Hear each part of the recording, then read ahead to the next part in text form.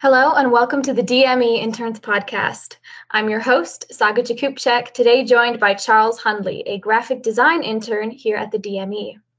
In today's podcast, we aim to highlight his own unique experiences crafting visuals for us here within the State Department. Great to have you on our podcast, Charles. Thank you for having me. Of course. Now, as a graphic design intern, could you maybe first go into a little bit of depth about what it is that you do here at the DME, responsibilities, that kind of thing? So, on a daily basis, what we strive to do is create experiences that are geared towards veterans and towards their contributions to our country and their service and their everyday life that they've had. I try to craft my work in that vein, making sure to include photographs and imagery and any type of mood that I can get into the work that includes their family life, their actual life now, or what they looked like before their passing. I see. And when you say geared towards veterans, do you mean tailored to the specific veteran, or is this something that maybe you're looking at veterans in general as like an audience?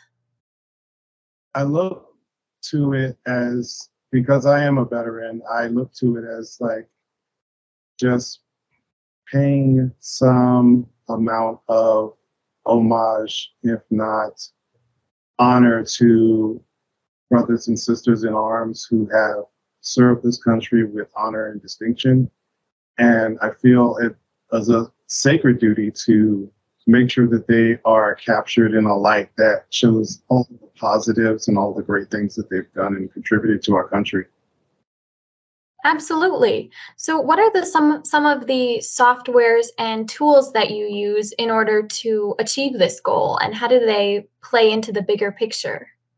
So mainly we work in Photoshop, and I've also used InDesign as well as Illustrator so that I can create certain, like I said, moods and media that actually helps to exemplify the imagery that I'm going for. I usually almost always go into Photoshop because that's usually where we work. We get photographs and we use templates to create the mood or the essence of what it is that we're trying to capture. Now, in your email to me before this interview took place, I think you mentioned that you didn't necessarily have any real favorites when it comes to the projects that you work on because they're all so unique and they're all so interesting. But do you happen to have any examples of a project that you worked on and what it felt like, what it looked like to work on it? I really have started to enjoy working on some of the A250s, which is the Armed Services 250 years of history. And it's very interesting, some of the stories that are being portrayed. I've actually been able to do a little research myself into some of the veterans who have served and what they've done for the country. It's a great way to get into history a little bit. I'm a history buff, and the fact that there's so much rich history in those areas that you can go onto those stories and find out so much that you may not have known. People who were there with George Washington, who were there during specifically large battles, and what their contributions were, what their viewpoint at these big pivotal moments in history were. It's really great. Just delving into things that I had not known about before. And I've always been, ever since I was a child, I've always been a very, what's the word I'm looking for? A researcher or somebody who just actually is interested in constantly learning, always doing ongoing learning. And that's a great thing. It is, and there is a definite historical aspect to, any job within government. Do you tend to think that your, I guess you could say, past as a history buff played into your decision to intern with the DME? Or was it you being a veteran?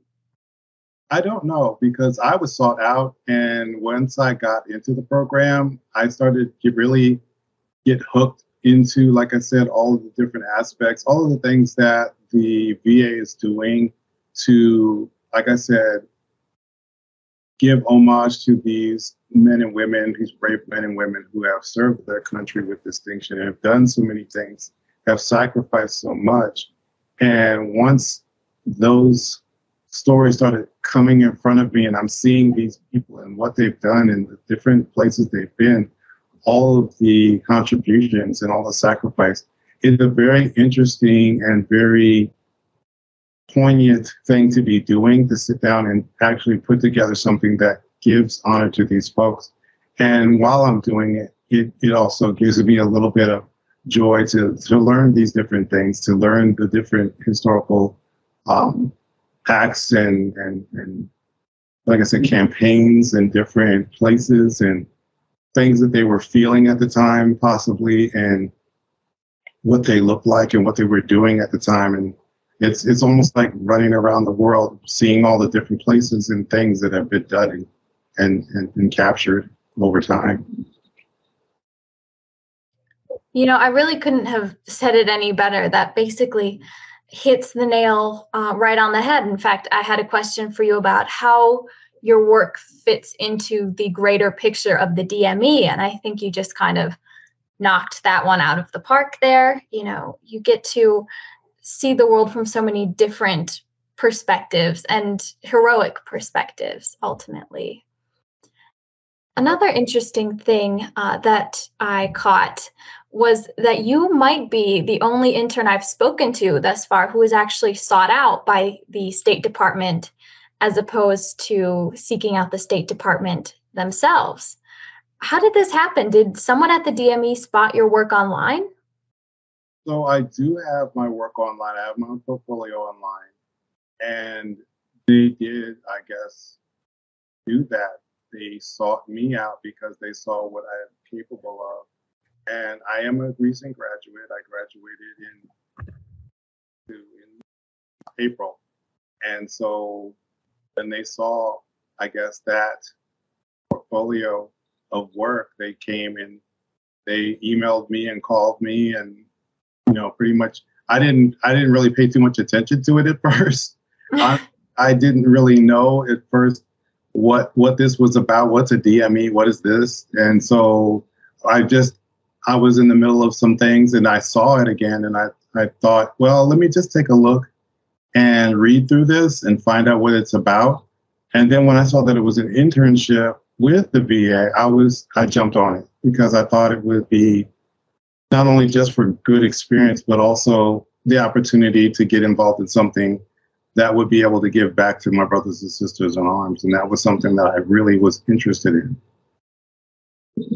Absolutely. It's an opportunity to help. And I think it's very fair that you weren't quite sure at first, because I think a lot of people saw this opportunity and were like, is that real? Like, it sounds so interesting and so inaccessible, I guess. That was my take on it. I was like, the government, it doesn't sound legit. Like, is this a scam?